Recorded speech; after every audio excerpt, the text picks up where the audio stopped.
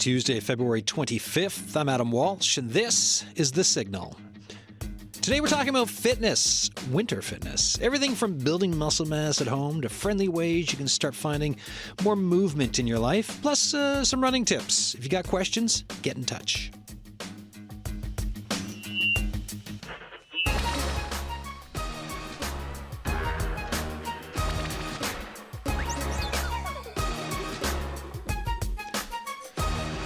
Note to self, don't adjust headset as mic is still on. You can reach us, folks. So we've got a couple guests, experts here I'm going to introduce now in 2 seconds. But if you want to reach us during the show with questions or comments about winter fitness, 709-722-7111, 1-800-563-8255, the signal at cbc.ca. is the email. David Boehm is here, professor at MUN's School of Human Kinetics and Recreation. Teaching for how long have you been teaching for now? On May 15th at 5:30, it will be 30 years. I had for more than 2 decades, so I'm going to have to update that in our notes on you, David. How does that feel, by the way? It just flew by. It's just amazing. I was just saying to some people the other day how high school seemed to last forever, but 30 years is just gone. Gone. Yeah. Mike Wall is here as well, health educator, writer, professor at MUN's Faculty of Medicine. How you doing? Fantastic, yeah.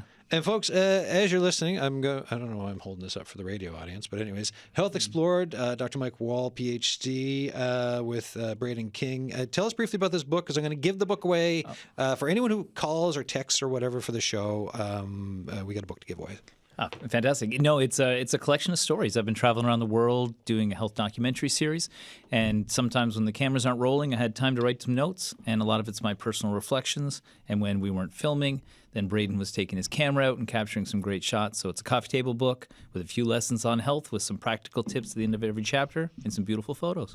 Excellent. All right. So we've got that here.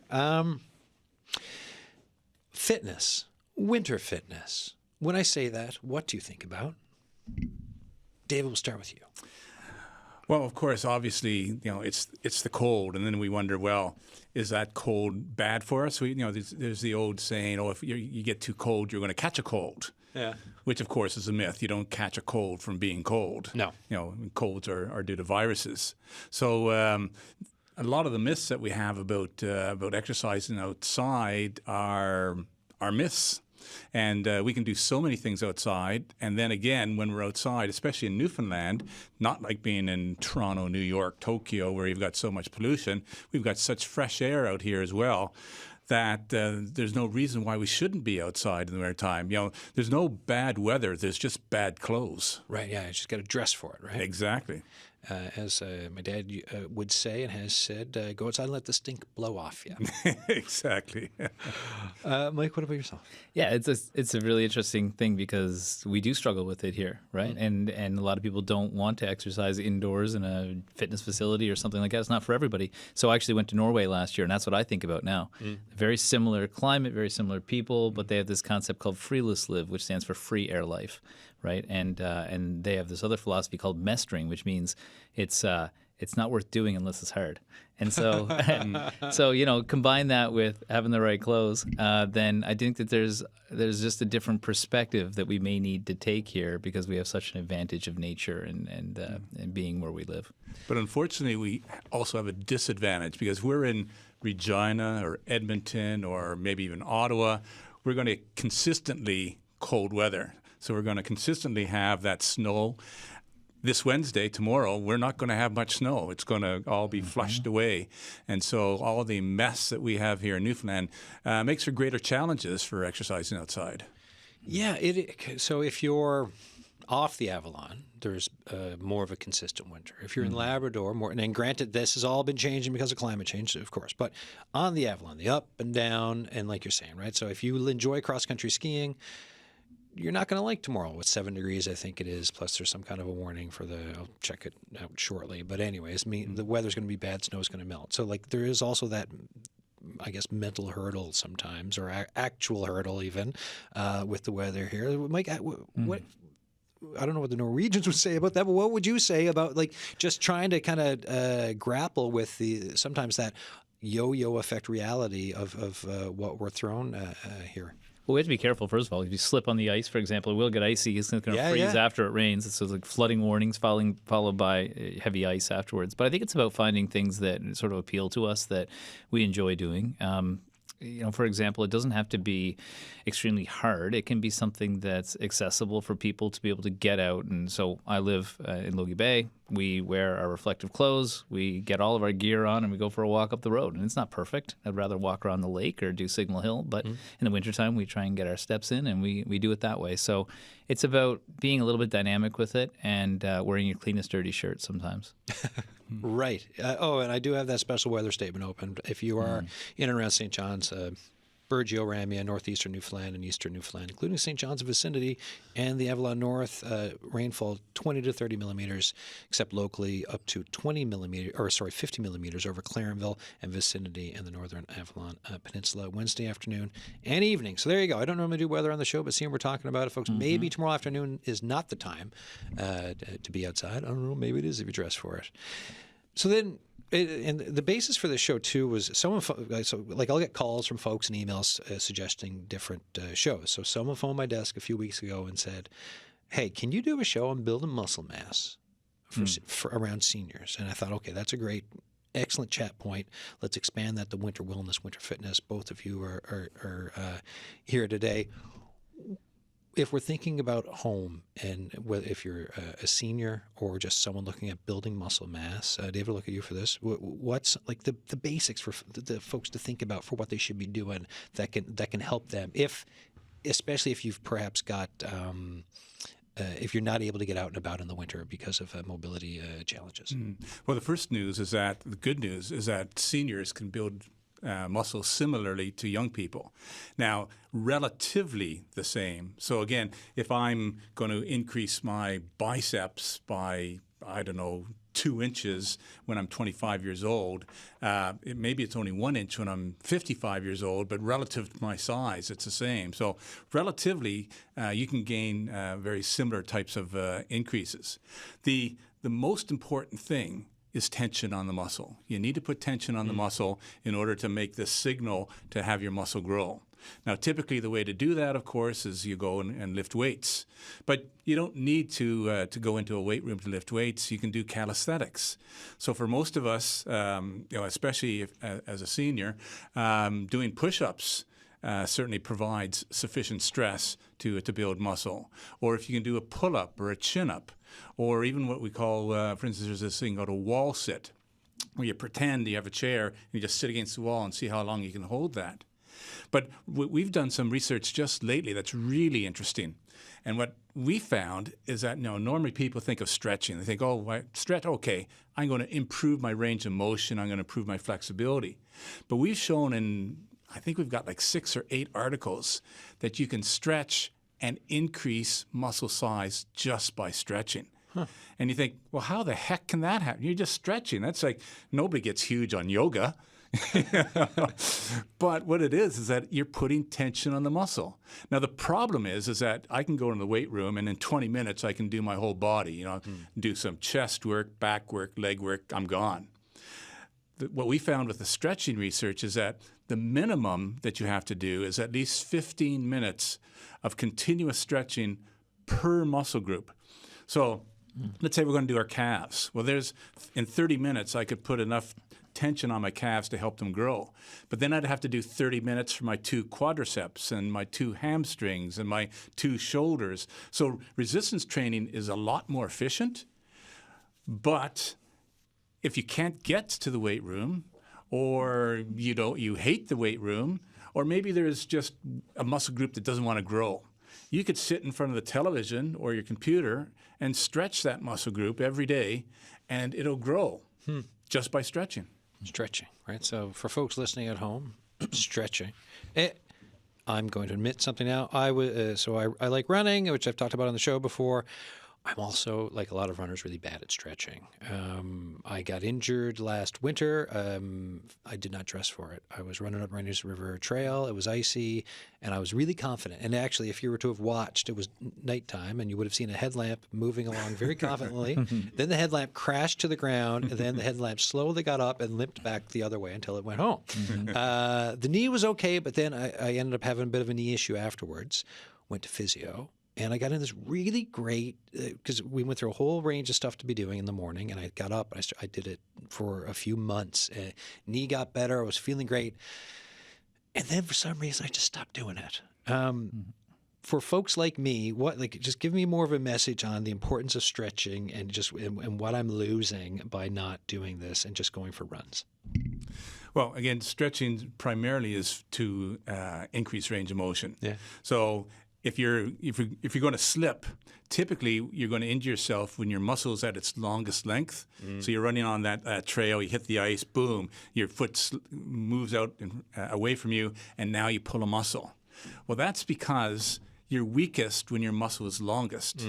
Stretching increases the strength of the muscle even at longer lengths. So when you do slip, if you've been stretching, you are stronger not only at the optimal length of the muscle, but at longer muscle length. So you're protecting yourself from these injuries. And so that's a really important aspect of stretching.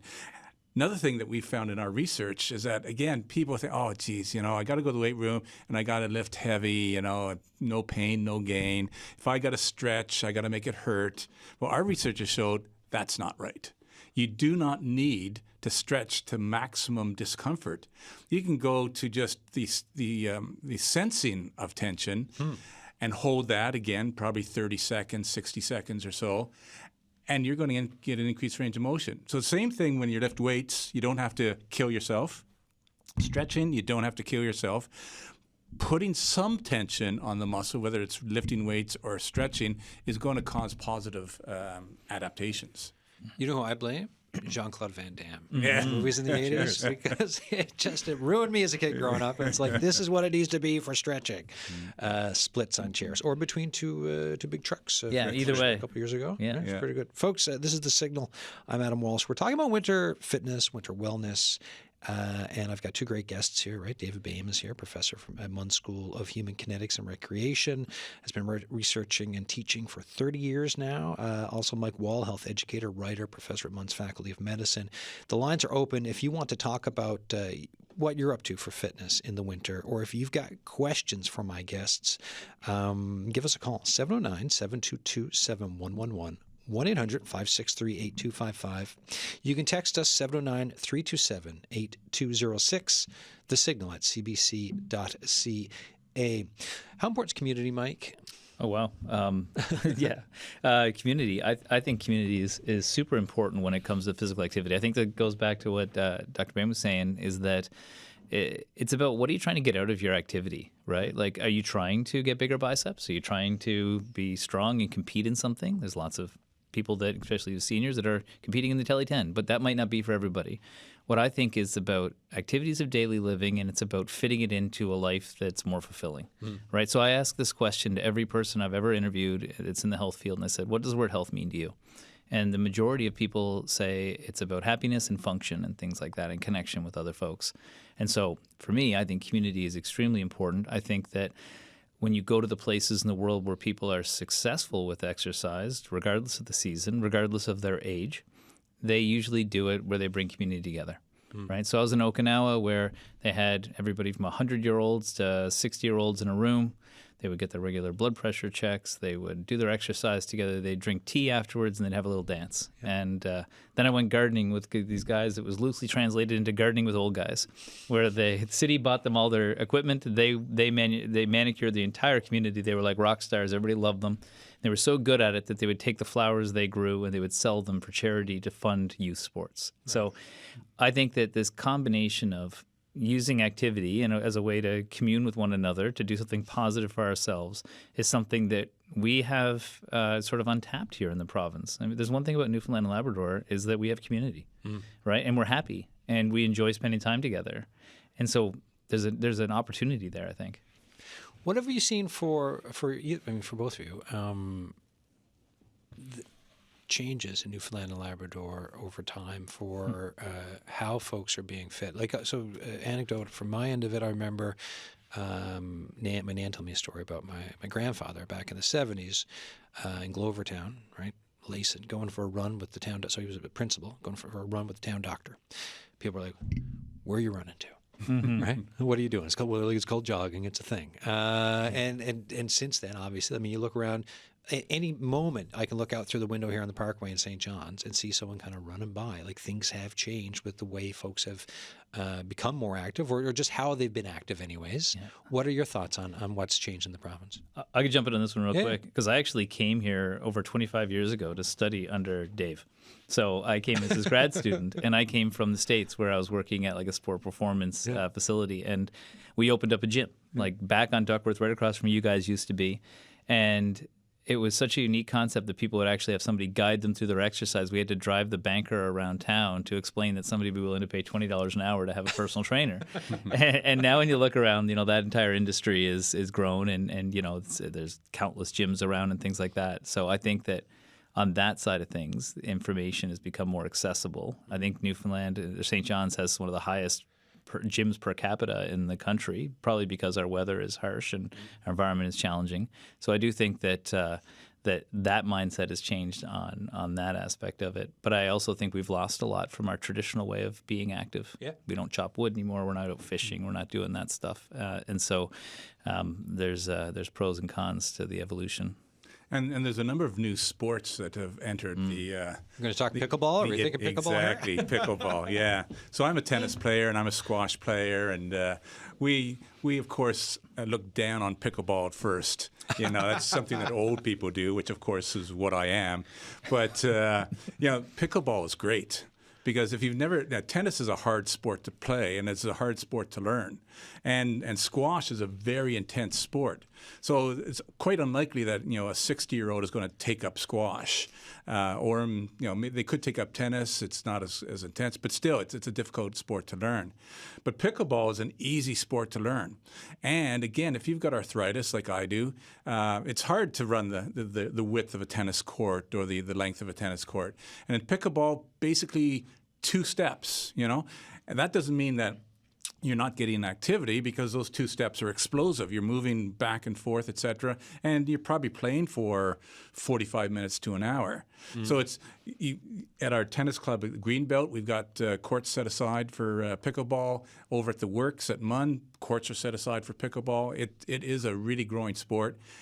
And it's not just for old people, but it is really good for old people in that there's not the distance that you have to cover that you would in, for instance, tennis or other sports. Mm-hmm. What's the thought process like when you do shift from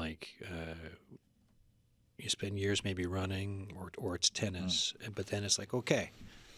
Now maybe it's arthritis, or for other it could be other issues, and you're like, well, I still want to be active, and you're looking at pickleball. So that's I understand that choice, but the mental side of that of thinking about transitioning to a different physical aspect, what's that like? Well, I'm a perfect example. I was a professional football player. I played junior hockey. I played baseball at a high level. Pretty fit. Yeah, and when I finished that, I started playing tennis. I won a provincial championship in Saskatchewan. I won a couple provincial championships in squash in Newfoundland. My aura, it was competitiveness. I'm not winning any provincial championships anymore at 68 years old, but I'm still competitive. I still play hockey and I still play tennis, but I've learned to settle myself down, and so I can't play tennis 2 days in a row anymore because of my arthritic knees, or I can't play hockey 2 days in a row. But so I've changed. So I still play hockey, but I only play it twice a week. I still play tennis, but I only play it twice a week. So I've diversified in what I do, and I give myself rest in between each exercise bout, because otherwise my knees will just swell up. Yeah. Right. So just, you're looking at your ability and then just taking into account your body, and then just figuring out how to still maximize what you're at. Yeah, you can still be active, but you just have to give yourself the proper recovery time. Was it hard doing in the beginning? given how competitive you are, was that transition hard? Oh, it's very hard. Yeah. No, so many people, why are you so upset because you lost? I just didn't understand. But I lost. Yeah, that's the whole thing. Of course I'm upset. That's why Dave invites me to play tennis every once in a while to boost his confidence. And put me through my paces. But I think it's important, though. I think it's important for us to reflect on our fitness as we change, right? So we think that what we did at 20 is what we're going to do at 40, what we're going to do at 50, 60, and we don't ever update those things, right? And so I had a surgery that really affected it was caused by sports, my injury. So I finally got it fixed, and it really set me back. And I had to completely give up this identity of going to the gym and being training a certain way. And now I can train completely different, but I feel good, and I'm getting just the same results, but I have to tweak it. And I think that's one of the things people don't do in life is reflect on not what they're just losing. When you get older, you gain a lot of other stuff. You gain maturity, you get a comfortable life, you have friends, and all these other things that are really valuable in life. I'm still working on the maturity part. Yeah, well, hey, and the competitive side. You still got any that. year now, any year. But that's what it is. So when you look at those things and you put everything in perspective, I think that people, when they think about health and they think about wellness, they think about one-dimensionally or two-dimensionally, maybe physical health and mental health, right? But there's so many aspects of health. There's social health, there's spiritual health, there's financial health. There's a ton of different dimensions, and I think we have to look at these constantly. And yes, maybe one's going to drop down a little bit, but all you do is just modify how you do it. And you're saying, I am doing the best with what I can. I'm training this way, I'm doing this, and I'm modifying it, and I'm okay because it's allowing me to maintain that function. And I think that's what I encourage people to do, is to continually evaluate their life like they would almost anything and just say, look, it's time for me to adapt and change. And going back on that topic, I just said, we have to adapt. With my arthritis, I had to adapt. But one of the things that many seniors buy into is that as you get old, you get slow. And maybe I better not play tennis, or maybe I better not go for a run because I'm old and I'll hurt myself.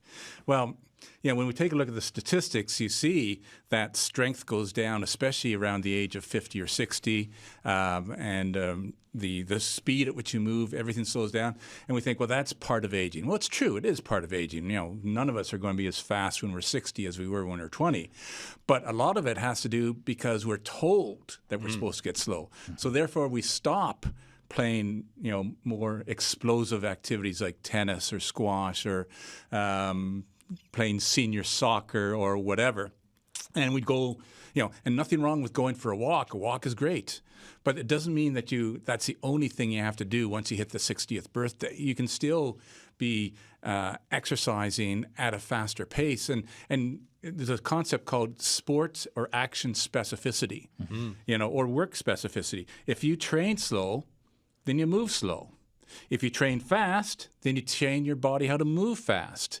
So what we need to do is we have to accept that we have certain limitations as we become seniors, but it doesn't mean that we have to give up. We don't have to just sit on a rocking chair for the next 30 years. Totally.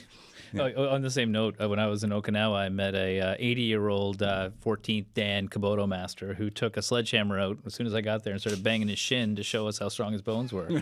And I remember I actually quoted, I think Dave said, you don't have to slow down, right? One of my goals this summer is actually to run a 400-meter thing on the track at my full speed because I don't want to buy into the fact I'm 46, turning 47. There's these crazy stats saying that men don't sprint after the age of 40, like very few. I was going to ask about that. It's a crazy number, so I'm going to prove to myself I can. But I'll give you an example. My mom was a phys ed teacher, so she grew, I grew up exercising just second nature, so I think I was really lucky to have that health literacy. She just moved her bike upstairs and got herself a training thing so she can ride her bike inside, and she's got basically an option to be able to ride her bike all year round, and she's in her 70s and as strong as can be, and it's just really refreshing to see that. Mm-hmm. The sprinting bit was because I heard that a couple of weeks ago, so I wanted to ask you because it was something that has stuck. No, it was more than a couple of months ago because I've been out running, and I do some sprint training anyways. But I've been thinking about it more about the fact of there are loads of folks out there who just one day and you don't even think about it. It's the last time you're going to run at a fast pace for yourself, and then it can be decades of you just not, which is kind of. I don't know. I find that wild, and it fits to your point too, just about how people perceive aging and fitness and wellness and everything else. Yeah, and the speed or the rate of force development, that is one the major impairment, I guess, that we have as we get older. Like I said before, at the age of 60, you can be pretty close to the same strength you were when you're in your 20s or 30s. Your strength doesn't drop off all that quickly, but your speed does. Hey, let me look at Mike Tyson. Yes, yeah. You didn't look all that impressive. Yeah. And he's younger than me. But, so we really need to, again, another piece of research I'm into is what's called ballistic intent. So when you're lifting weights or you're running, you can sprint up the hill, and you want to be like a ballistic rocket. And then again, like I said before, you're teaching your nervous system how to fire at a fast speed. And if you don't do that, the nervous system just goes down to baseline, and you're going to move like an old person for the rest of your life, and unless you do something about it.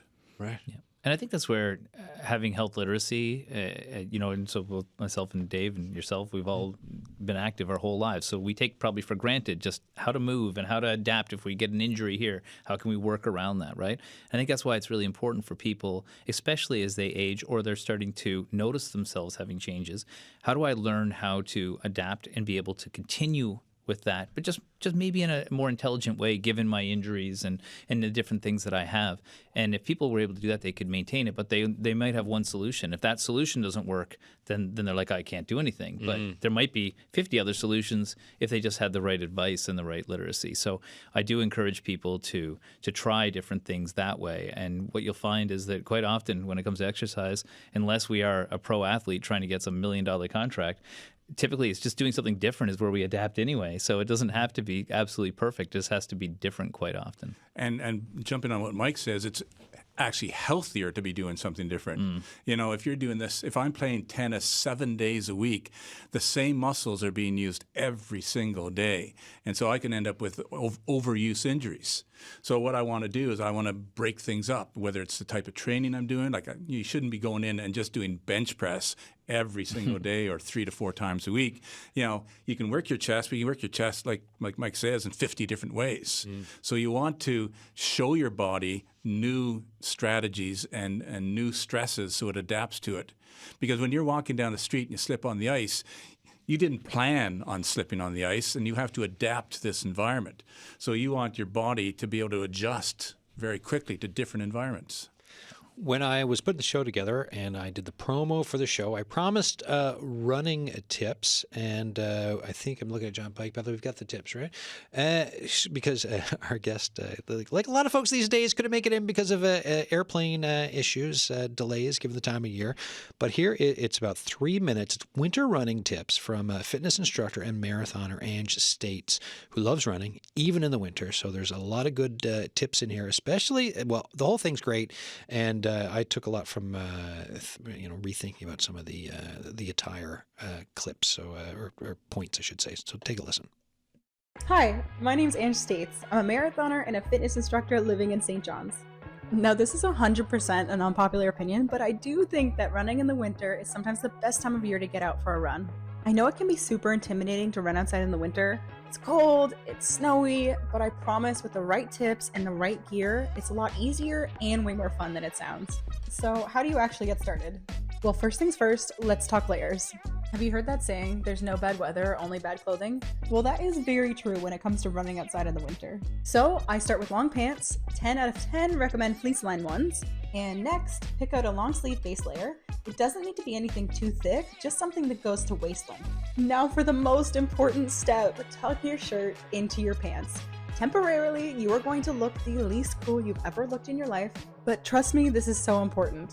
When you actually start running, your clothing will move up and down, and there is truly nothing worse than freezing cold air hitting your stomach and lower back during a run. Now the next step is accessories. Winter season is buff season. A buff is kind of like a tube scarf that's stretchy and warm, and these are super versatile.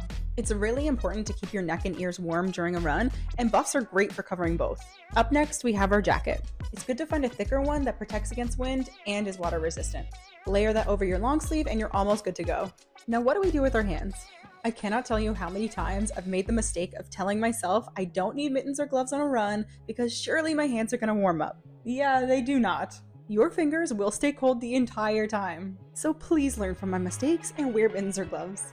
Up next, to make sure we start out on the right foot, we have footwear. A lot of people wonder if they should wear winter boots outside running in the snow, and the answer is no. Boots aren't made for running.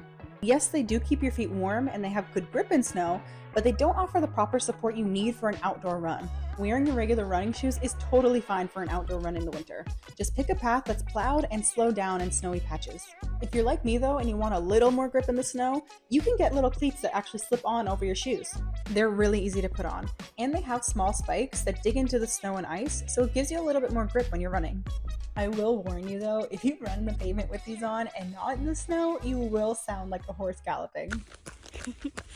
Okay, so you've got your clothing, you've got your shoes, but where do we actually find the motivation to start the run?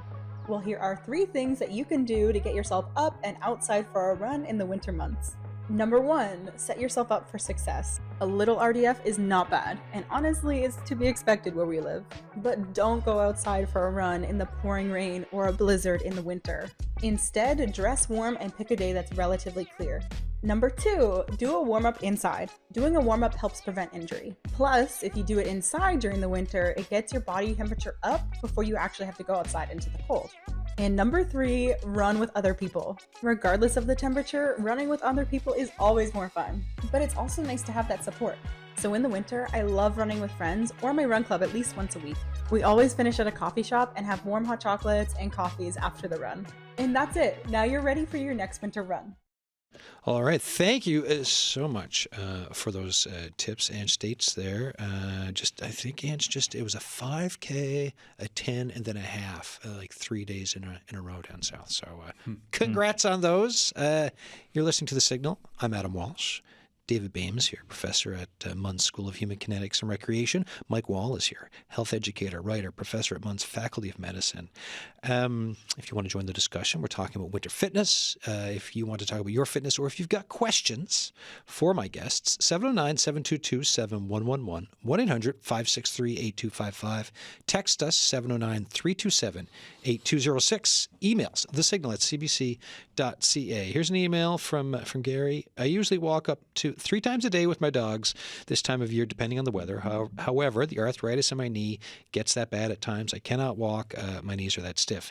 When the knees get this bad, I won't even drive. This happens every so often, especially during cold, damp weather. I just have a rest day and read a lot. So that was from Gary. So, thoughts on, this is just listening to your body too, right? That's right. Yeah. And so listen to your body. You've got to give it breaks. If you're walking 3 times a day and you've got arthritis, you'd think, well, walking's not bad. But again, it depends on the extent of arthritis you have. So you may have to, like we said before, adjust how many walks you're going to go in a day. We have another text in. Hi, Adam. I run 2 traditional karate classes on the Avalon. One is for individuals with intellectual and physical challenges, and the other is for young adults up to seniors. A good program should ensure that anyone can do the activity at any age, because you simply have to listen to your body and train the way that works for you. You only need to improve yourself, right? That's the competition against yourself. Thoughts from you folks on this.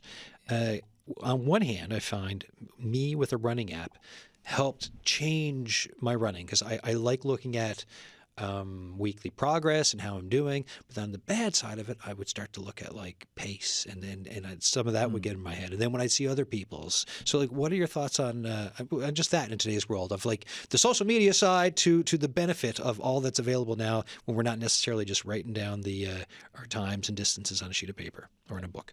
I'll jump on this, and I'm going to comment on that email first. The other thing is, we used to tell people all the time in the gym is that anything that's hard can also be easy, and vice versa, right? So if you're talking about a squat with a wall sit for somebody who has nothing for equipment at home, that could also be a very challenging physical activity in the gym. So I would encourage people to know that like anything can be easy or hard. You just have to modify it, and knowing how to modify it's important. I think that the question about social media is that when I was growing up, for example, we compare ourselves to the fittest person on our team or the fittest person we knew. Now you're comparing yourself to the fittest person in the world, which is really challenging because it's an unrealistic expectation. The fitness industry, unfortunately, creates some pretty wild challenges for youth these days when it comes to body positivity. And what people don't realize is that, and I know this from working with TV with people, but also competing in bodybuilding when I was younger, people look like that for a very short period of time, and they plan around photo shoots. They're taking water out. They're doing all these other things. And they've got proper lighting and proper cameras and proper lenses. And so it's just this unattainable thing for most people. And also, it's very unhealthy in a lot of ways to be that low, particular for young women, for example, to be at extremely low body fat. So those are a couple things that I think that's getting it completely wrong. But on the wearable technology side of things, I think this is really valuable. I've been trying to get my steps up, so I track it every single day. I track my activity, I track my water, the things that I'm not good at, and I use it as a little competition with myself. And if I'm not competing against some external, unrealistic thing, but I'm just competing against myself and trying to get a little bit better in something I know is good for me, then that's a great motivator for people. You know, Strava can get pretty competitive for folks, but I got my little rings I try and close each day on my watch, and I think it's a great little thing. Yeah, that's what I liked it, because for me it was like, in the beginning, before I started tracking, I'd be like, I had a great running week, but then like, not necessarily. And then when I started actually like tracking my distances and then coming to like a workable monthly quota of what I wanted that was reasonable, and sometimes you do a little bit better, sometimes a little bit less, but it's just doing what was good for me and where I wanted to be, then it would stack up over time, and I could bring that consistency to my fitness. Go ahead. Yeah. So most younger people would want to look at improving every week. Again, people my age, I've got a buddy of mine who's been weight training we started together when we were in our 20s, so he's been weight training 40 years. His goal is not to go down. Yeah. He doesn't think about trying to get any stronger. Again, he's 68 years old as I am, and he's pretty darn strong. But his goal is not to drop the weights. So he knows that at almost 70, he's not going to get tremendously stronger, especially after lifting weights for 40 years, but he doesn't want to get weaker. So that's his goal, is just to maintain. And that's important. We have to remember that, if you're very unfit, of course you want to get better. But once you hit a certain level of fitness, you don't need to hurt yourself. You don't need to go into pain. Mm-hmm. You don't have to go crazy and drive with high intensity sports or stretching. Maintaining activity, maintaining tension on the muscle, it's going to keep you healthy. Right. Yeah. And I also think that as opposed to science, so if we're designing a scientific experiment, we want to make sure that we have one variable we're testing, or else it becomes, not statistically valid. It's the opposite when it comes to wellness, right? When you're looking at metrics, you should be measuring all sorts of different things. People just step on a scale. They don't measure their inches. They don't measure their strength. They don't measure how much water they're drinking, how many steps they're taking. You should measure as many things as possible, because then you're going to get some positive feedback. And it's the positive feedback that keeps us going, right? So I think that's an important thing, seeing that you're not getting weaker, or that you are getting stronger, or that you did more steps today. Those are the things that people are missing. And if you, for example, are struggling with, say, winter activity, right, and then you put a solution in place and it actually improves, you're able to hit some of these targets you wanted, well, that works for you. That's good. And if you enjoy it, that's even better. Oh, yeah. I look at it as like, if I can stay active through the winter, which I do, it's not going to be as much as my summer output. But I'm like, look, this is a win, right? I got a run in. I felt good. Next day might be stormy. So what, right? Mm-hmm. It's just about the fact that I'm continuing to be active. Yeah. We've got Emily Hickey on the line, CEO and founder of Studio Verso. How you doing, Emily? I'm great, thank you. How are you? Good. So question for you now. Thanks for coming on the show. Yeah. We're talking about winter fitness, winter wellness. What are folks coming to Studio Verso when you talk to them about trying to stay fit through the winter? What are they telling you? Mm-hmm. Well, so we're a movement studio, and we offer group fitness classes.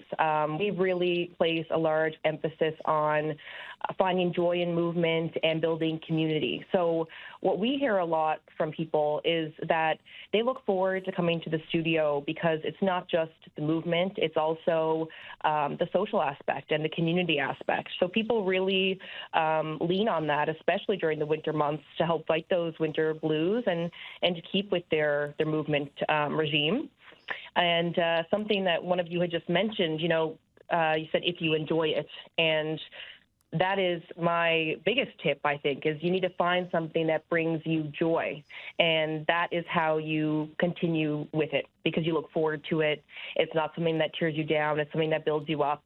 So really finding movement that brings you joy and makes you feel good.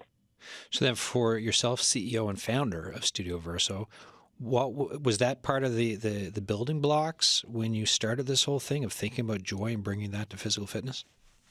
Absolutely. I would say that is the basis of what we do at Studio Verso.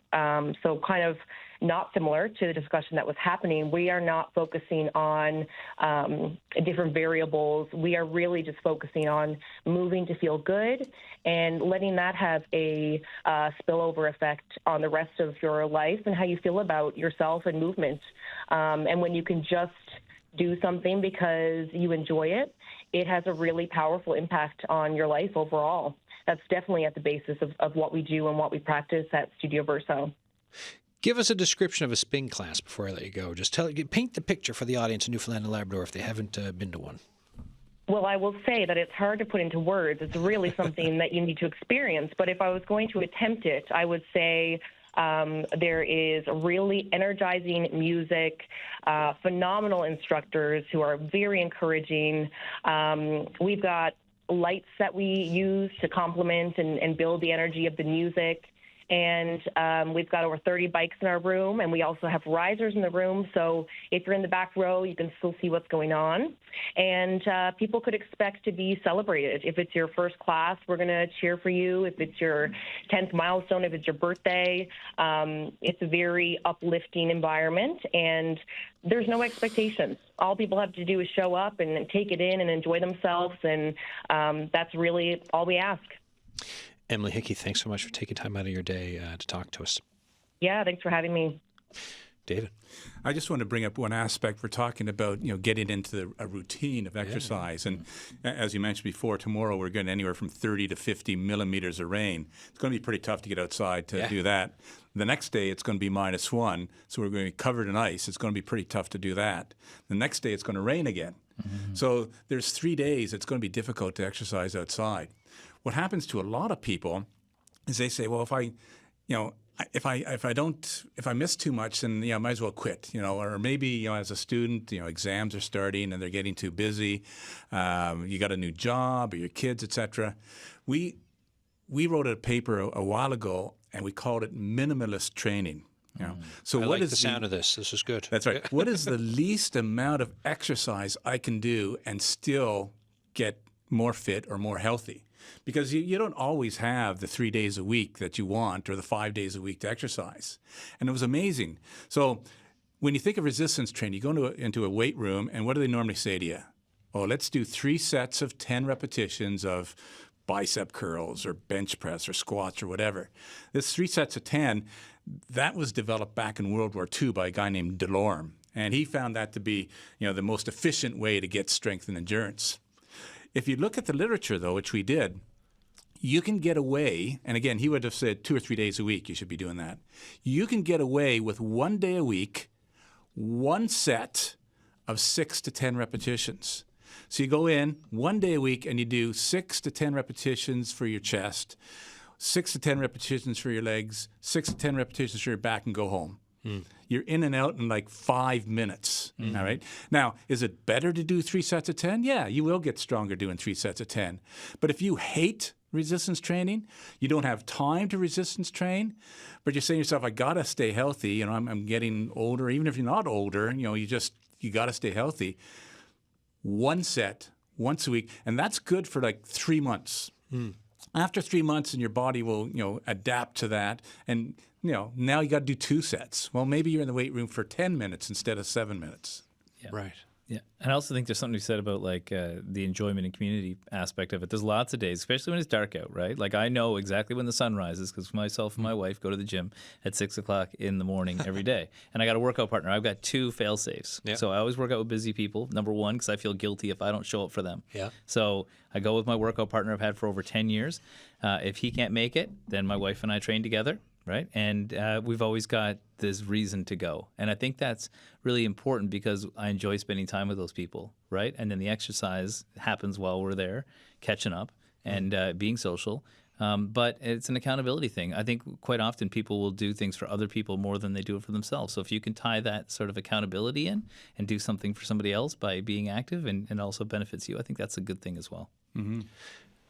So back in my university days, it was a buddy I used to go for beers with. Mm-hmm. Not that we wouldn't do that now, but it was just nowadays in our mid-40s, we will go for long runs together. Mm-hmm. So oftentimes I run by myself, but every week or two, and depending, and sometimes we'll go if I'm off or something, our schedules coincide, we'll go for a few runs during the week, and then other times it's like every couple of weeks. But it is that consistent person who I can then go for instead of, and I know myself, like I would probably do it 10 kilometers, but because we're running together, it'll be a 15. Which is great, and because I want to do that, but it's building that in to make sure I can kind of up some mileage and go a little bit further and have some consistency, which is really nice. Yeah, I do the same thing. During COVID, of course, everything shut down, so you couldn't get in the weight room anymore, and I lost that schedule. And from 2022 to just last year, I just couldn't get back into that schedule of going into the weight room, lifting weights.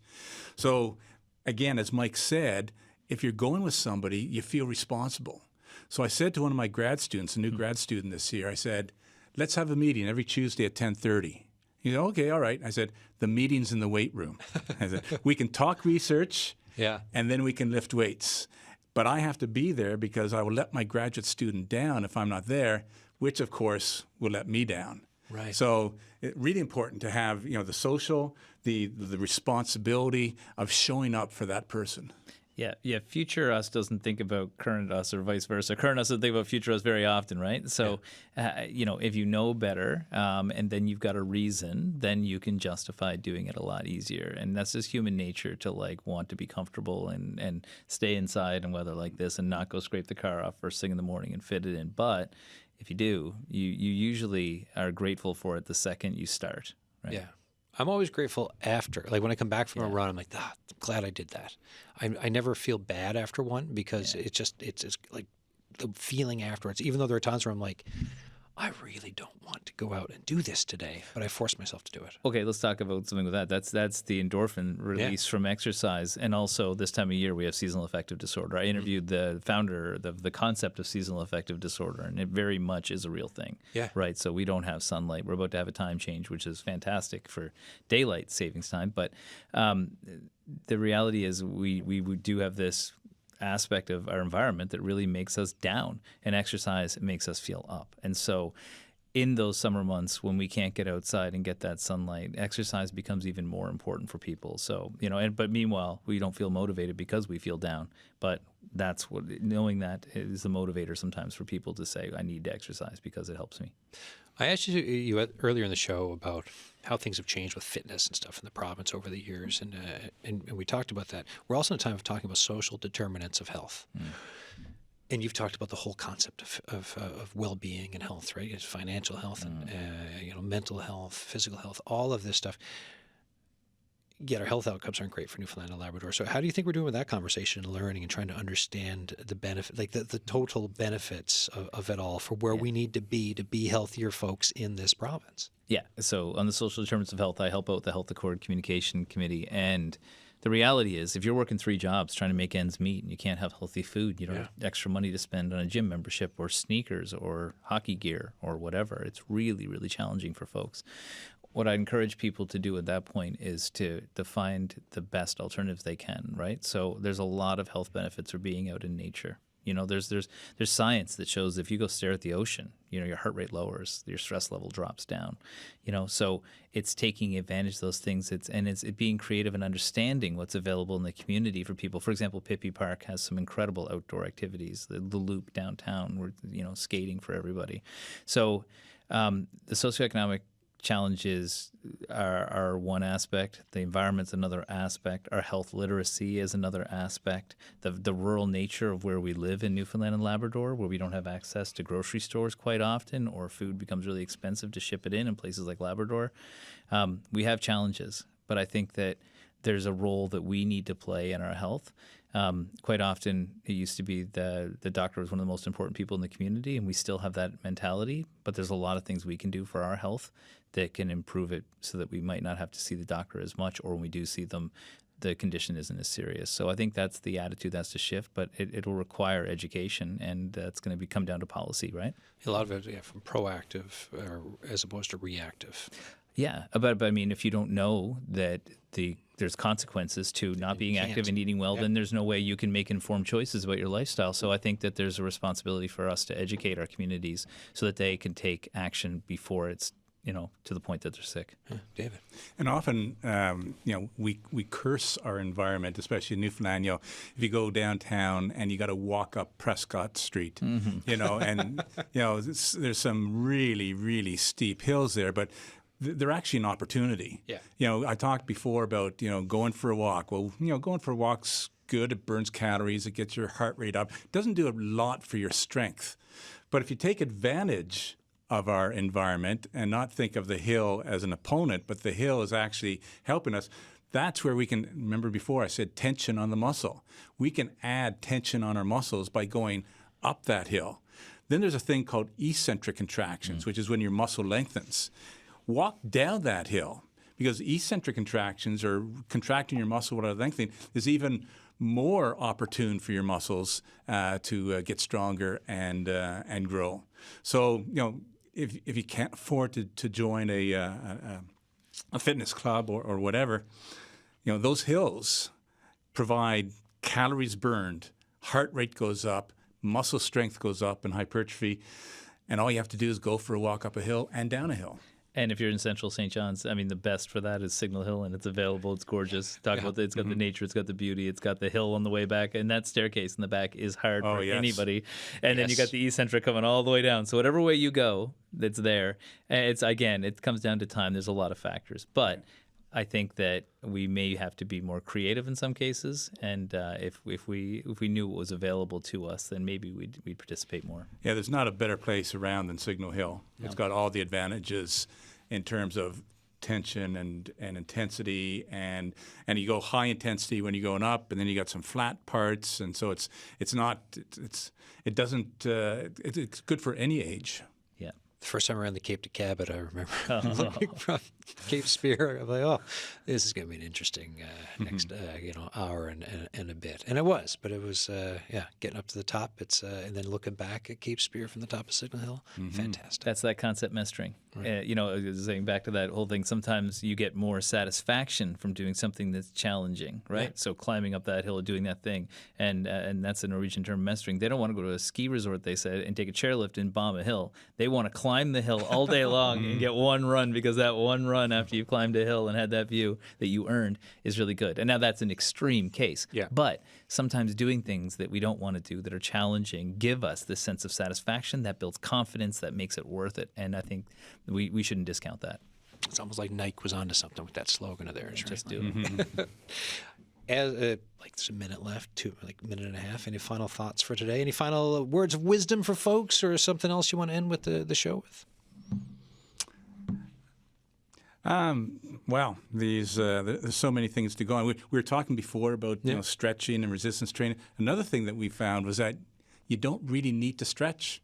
If you're doing resistance training, we found in our research that you can get increased flexibility. So the past 40 years I've lifted, past 50 years I've lifted weights, and every time I went in, I would stretch beforehand because that's what I was told to do.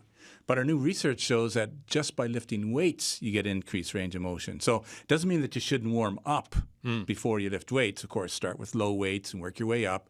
But you don't need to, again, talking about let's get in and out because I'm really busy, you don't need to add the stretching if you're doing free weights. Free weights. Cool. I'll just add to this whole thing. I've been working with Dave for 25 years, and every time I hear him talk, I learn something new. And I would encourage people to do that. You guys having shows like this today where people can have this conversation, but is fantastic. And I think people listening, be curious, go find out reputable sources, continue to learn. You pick up something new, you can apply that into your life, and you can improve your health and create your own unique recipe that will work for you. And I think that's really important for folks. Guys, thanks so much. And last question. So what's the next physical thing you're doing? Is it today, tomorrow, the next day? What's on your physical fitness agenda? Well, I play hockey on Thursdays, and I'll be weight training. In fact, at 2:30, I'm going in to do some weight training. Weight training. All right. I'll go for a run after work today, Mike. I'm going to jump in our sauna at the end of the night. There you go. Retrofitted a woodshed, and tomorrow morning I'm doing circuit training at 6 a.m. Beautiful. All right, guys. Thank you so much. David Bay, Mike Wall, thank you very much for this chat, guys. Folks, if you got questions or comments for us, thesignal@cbc.ca for the emails. That's it for today. Tomorrow, we're going to talk about something called the resource curse. Came up in a show a couple weeks ago, so we've got a full show on it tomorrow. We'll talk about what it means for this province's economy. And we're asking, what kind of economy do you want for this province? And how should we diversify? But that's tomorrow. Until then, thanks for listening.